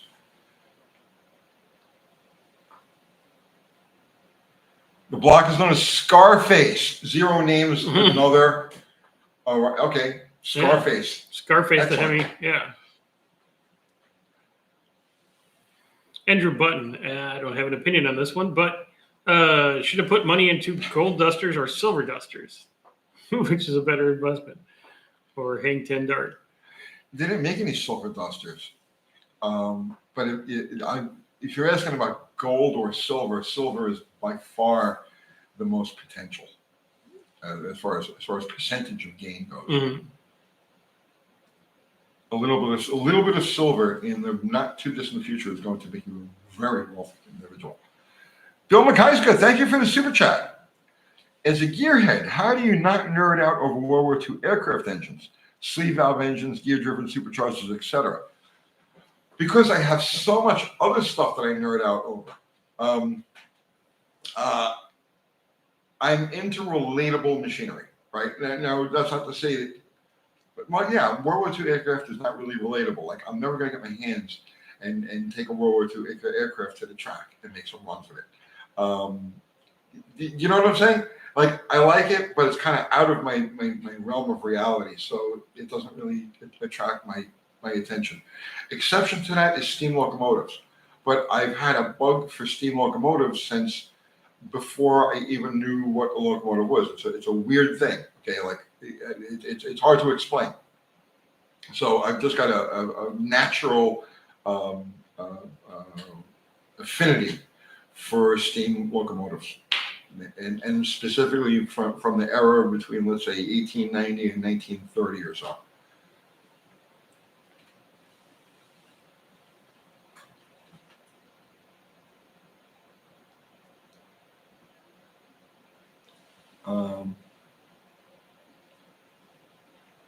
Oscar Gonzalez says I was a train engineer in a past life. No, but I think I actually worked in an engine shop in a previous life, a railroad engine shop. Oh, you were the guy with the big grease gun and the sledge. I don't know. But from literally from the time I was an infant, I knew steam locomotives. You're a baby. You see a picture of a cartoon. A big boy, an 840 or No, whatever. but just a cartoon, a generic like kitty cartoon, preschool Yeah. cartoon of a locomotive, and I knew what wasn't right on it. Does that make any sense? Yeah. And then I would draw pictures of that locomotive, but done correctly. Like, okay, so this is where the driving rods are supposed to go, and this is. You see This is what Thomas the Train's supposed to look like. Right, and this is like when I was like 2 or 3 years old. Oh, okay. So I can't explain it. But I don't have any affinity towards operating one. You know what I mean? No desire. It doesn't do anything for me. But a few years ago, maybe 10 years ago, or a little bit longer. No, it was longer than that. About 20 years ago. I was doing longer than that. 25 years ago, I was doing a nitro thing. I was bouncing from one car to another. One car was like someplace in the Midwest, and one car was up in New England. And I had to make a loop through Scranton, Pennsylvania. And it's sort of like a Steamtown. So I dropped in to say, okay, well, that's pretty neat. I got to see what Steamtown is all about. So I walked around, and they had an engine shop in there. And I walked over to the engine shop, and they were fitting a ring to a piston in the engine shop, and I felt completely at home. I was like, he's doing my job. Like that's how I felt about it. You know what I mean? And I hung around there for a little while and I left. But then I said, there's something to this. No, I get that.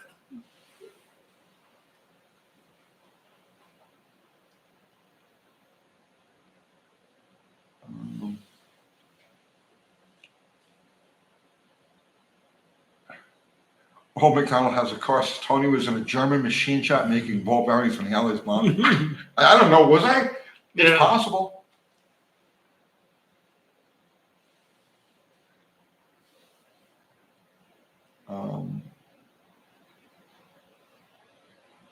I'll tell you, I gotta give a shout out to a channel, right? And I've talked to this guy, and I'd like to do like a live with him, or at some point.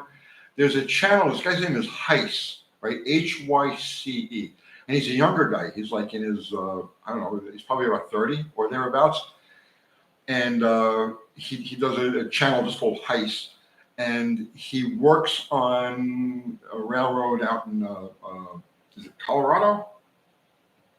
Oh, I'm not sure. This guy I guess he's a kid. He is so intimately mechanically familiar with all the different variations of steam locomotives. He works on them. He builds them, he rebuilds them, he operates them, everything. You name it. Steam locomotives, get a loose steam locomotive. I geek out watching his channel. I think he's just absolutely fantastic. So if you're into steam locomotives, that sort of thing, Heiss, go check him out and tell him I sent you.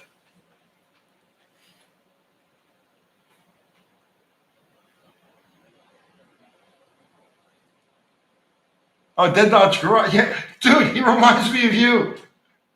He reminds me of you. You know how I keep telling you that you have knowledge about these cars and this whole thing that you really shouldn't have? It's the same thing with Heiss. He's got knowledge of these machines that he really shouldn't have. Like he has this comfortable, intimate working relationship with these things that you just at his age just no friggin' way. So yeah, I could see you two would definitely go along.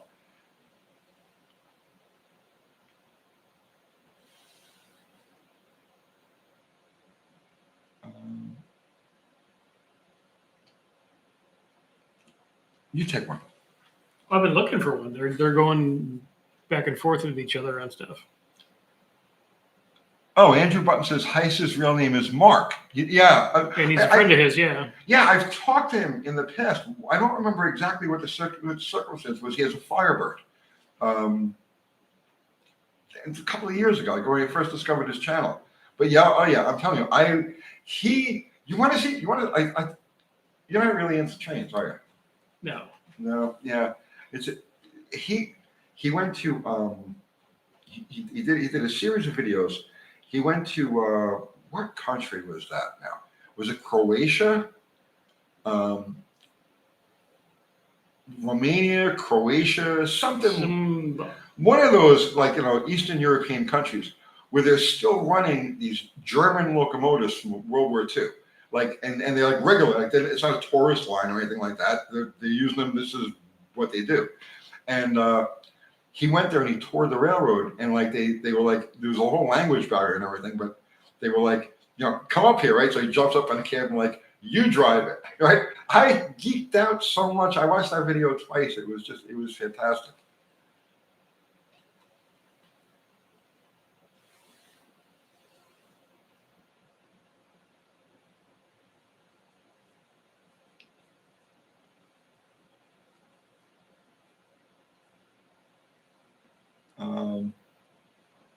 Andrew Button. Yeah, man, do that. Mm-hmm. Thank you.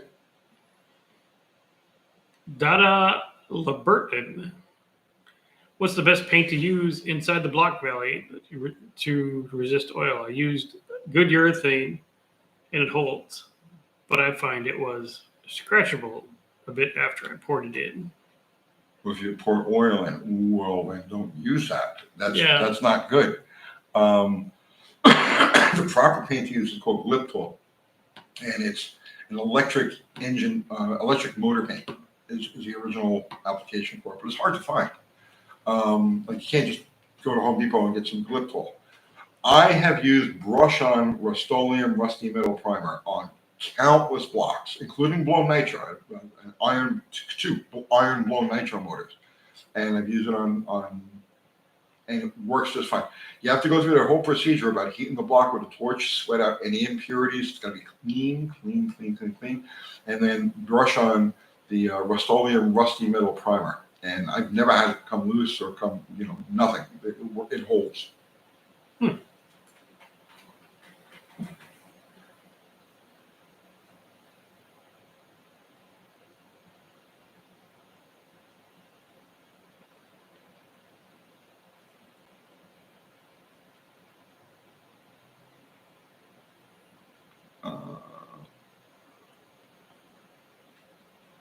Judge Fett 426, there's a giveaway for a 70 Cuda with a 6.1 Hemi from an SRT8. What's your thoughts on the 6.1 Hemi?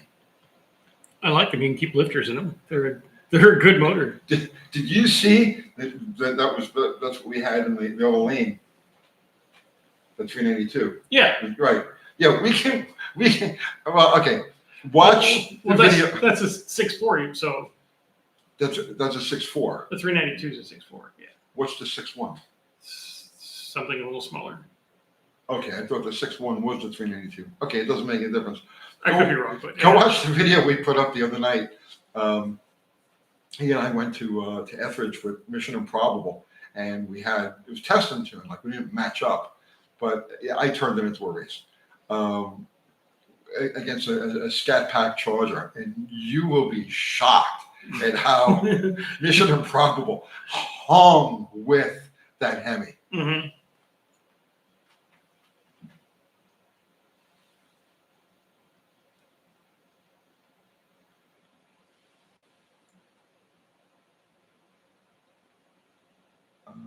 Bobby Z, 1964. He's late to the party. Did he miss anything? Everything, bro. Everything. You name it, you missed it. It all went down. It went down, and we cleaned it up. And so there's no evidence anywhere. Of nothing. The cookies, nothing. Nothing. Nothing. No evidence.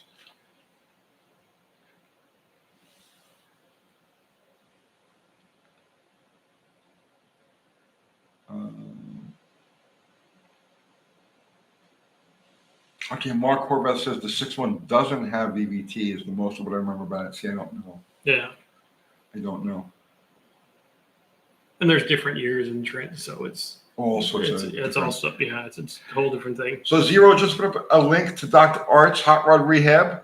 Go there, like, and subscribe to Dr. Art's Hot Rod Rehab. Accept his rhetoric and propaganda. Purchase his merch. Follow him blindly to any path he decides to lead you on. And send me all your money. In money, yes. Money, guns and money, actually. Lawyers, guns, and money. Yeah, you could send all three of those. Hit the bell. Zero says, hit the bell. Ring his bell. Ding, ding, ding, ding, ding. And Football put up a link to my merch, which I'm not wearing at the moment. But this is pre-merch. This is Pre-production. A shirt that I grabbed off the pile before Kathy had a chance to print on. So, yes, we have merch. And Zero, Fubar just put up the link to it. Thank you. Thank you, Fubar. Oscar Gonzalez. Does Marvel Mystery Oil help with lifter knocking? Possibly if you're lucky, right?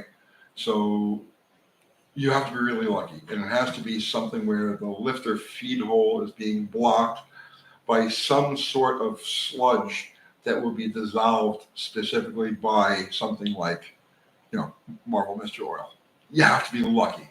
Odds are 90% no. There's something. It's not going to magically repair the lifter. Right, it's not going to repair the lifter.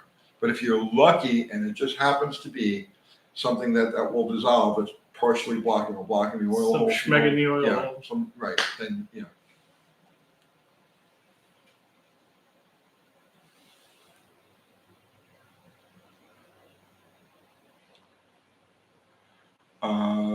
I did a good cleaning with the torch like your video. Okay. I will have to drop the oil pan and burn the paint. I didn't start it yet. It's to use short block that I put good heads on to play at the track. Yeah, I don't know I don't know how to advise you on that, bro.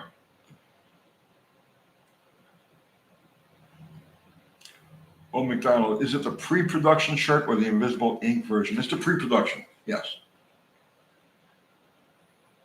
Actually, these were going to be Big Richard shirts until he came out with Big Rich. So now I've got a bunch of these blanks that Nothing to do with. nothing to do with. So.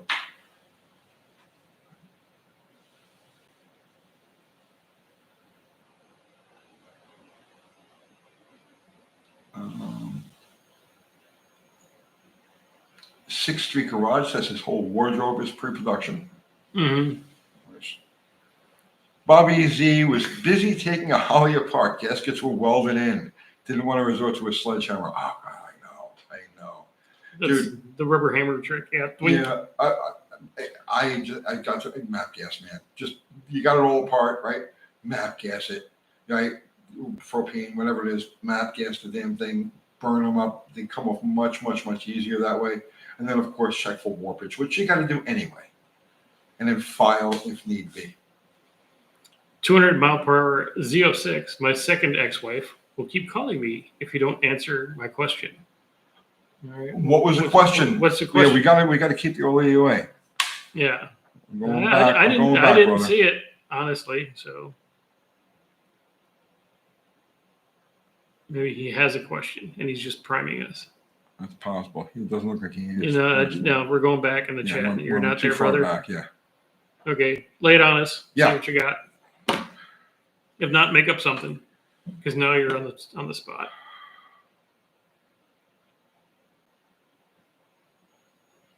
Barry Cuda, did anyone see the 76 Jeep Wagoneer powered by a Ferrari V12 on Jay Leno's garage? Yes. I saw that. I saw the thumbnail, but I didn't see the actual. It's so cool. And the backstory's cool, too. So it's worth watching. Chris Hosing, we are just south of Nashville, Tennessee. Beautiful downtown Murfreesboro. Mm-hmm. Next to the Give 'em Hell Cafe. Yes. Yeah.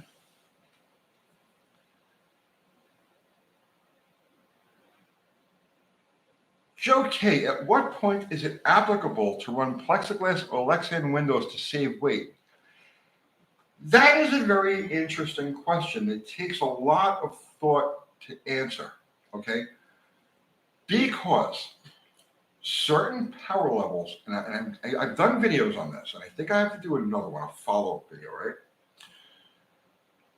Certain power levels require a higher center of gravity to transfer weight back to get traction. As the power goes up, you drop the center of gravity and you start to make the suspension work to plant the tires. That's where your 3 links and your 4 links come from, okay? You don't want to remove or you don't want to take any weight above the belt line of the car away unless you're at that power level where you're dropping the car. You need to bring the center of gravity like at or below the axle center line, right? When you want your center of gravity down there, that's when you go to plastic windows. If it's a lower power car, like an 11-second car, that type of thing, you want weight transfer, and the heavy glass is your best friend on the starting line and the 60-foot. I've seen many times where people will take a car that's got, it's like 170, 60 footing, that type of thing, 165, 170, 60 foot, and they'll put plastic windows in there, and now they're in the 180s because the car's not transferring efficiently enough. They don't have enough power now to make the suspension work and the tire to push into the ground to give the car lunge. So generally speaking, the faster you go, the lower you want the center of gravity, until eventually you want the center of gravity under the car, under the axle center line, which is how things like dragsters and funny cars work, because the center of gravity is below the axle center line, and those cars hook and drive so hard that they literally try to drive over the center of gravity of the car and levers the front end down. So that you got both ends of the extreme. You've got something like Mission Improbable, which needs all the weight transfer you can possibly get, and then you got like a fuel funny car, which wants no weight transfer because it is already. You see what I'm saying? I hope that makes sense. Does that make any sense? It did. Okay.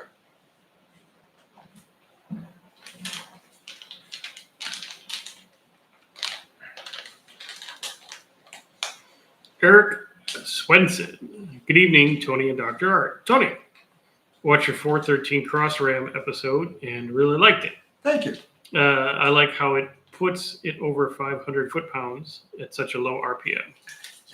Yeah, all torque, man. Just with that big long runners. Yeah, gut ball torque. If you ever driven one of those, they're just like at like 3,000 RPM. You're mad at. Oh, the sounds and it's just a whole different. It's kind of like driving an electric car. You know what I mean? Like it's got that just no nonsense, grr, right? Beautiful setup for that.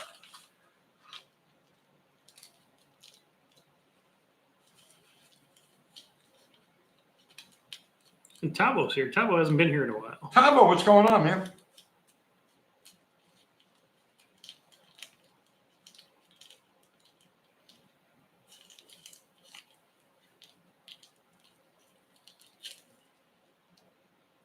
You might have something on. You probably do know this. I don't know what I'm talking about.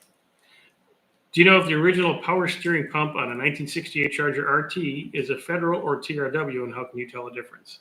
Should be Federal, and it's going to have the big cap. There you go.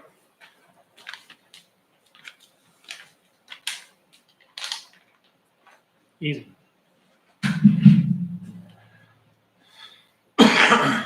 That's it. We're done. It seems to be freezing. Okay, that was his question that he had. Okay. So his ex-wife is quit calling him second ex-wife. That was it. Yeah, he's on his third, soon-to-be ex-wife apparently. Yeah. Zero is telling him to check your Classic Industries catalog for visual reference. Good idea. Mm-hmm. Let's give Zero a thumbs up. I think Zero needs a like. He does. Everybody, go over there and like, give a thumbs up for Zero. Thumb the crap out of Zero. Yes. He likes that.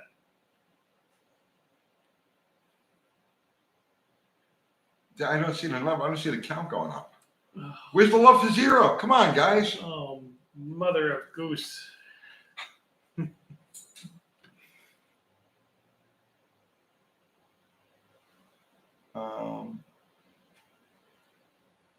Let's see. Eric Swenson remembers the good old days of PAW catalogs. Always burned my ass that they had a blown Chevy on the front. Yeah, Yeah. that used to piss me off. You think I'm joking? That really pissed. I see a PAW catalog and I flip it over. Oh, just because it had it's blown small block on the front. Yeah. Mm. It was a big block. Was it a big block? Yeah. Oh. They were custom valve covers. That you can remember. Yeah. And I flipped that shit over because I was like nitro nutty at that time. My whole universe was all about blown Hemi, nitro Hemi. So fuck your big block. Yeah. Everything. Nothing matters. Well, look what time it is. Oh my God. I can't believe it's that late. It just flies by. Holy shit. That really did fly. Yeah. Did you have fun? I had so much fun I can't handle. What was your favorite part? There were parts of it that I didn't comment on that I should have when they were talking about World War II aircraft engines. You're into those things. Well, it offends me that they cannibalize them and put them on other shit. Put it back in the plane and restore the plane. You don't want to see them in boats? No. Okay. 100% no, that pisses me off. See, and that's the funny thing, right? Because I'm not an aircraft guy, so to me, it's like their proper places are like a hydroplane, No, because that era of aircraft, the Warbirds, like the World War II Spitfire, Mustangs, P-47s, the whole lot of them, they're the most beautiful things in the air. I couldn't argue with that. And then you want to go, I don't have money to restore the plane, so I'm going to take the engine out and spend your $300,000 on your fucking boat. But aren't there more engines than there are planes? Doesn't matter. Well, what would you do with the surplus of engines if they're not? You go out and you fly the shit out of the plane until it needs a new engine. Then you put that engine in it.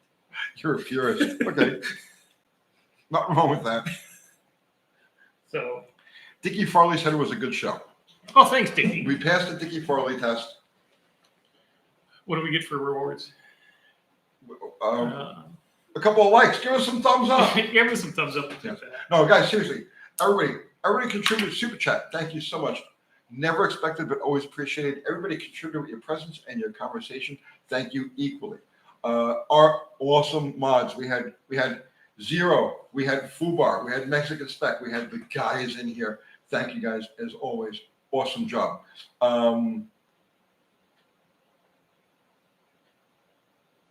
Things.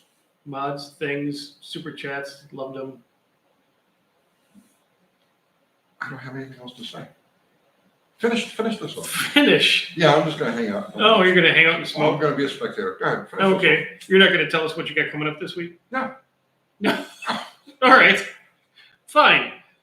Then we're just going to tell everyone to go to my channel, Monday nights, 7 p.m. for the live show.